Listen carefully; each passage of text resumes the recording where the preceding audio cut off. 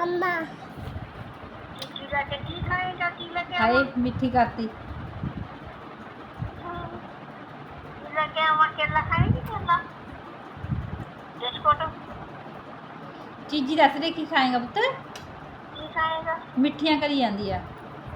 दादा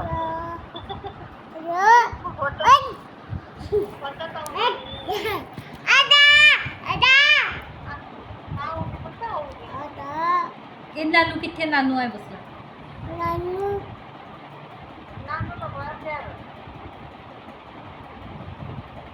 मामू मामू बसला मामू मामू किथे थे मामू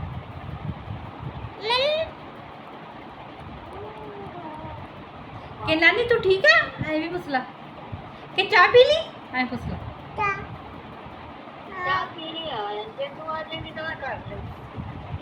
के रोटी खा ली आए बसला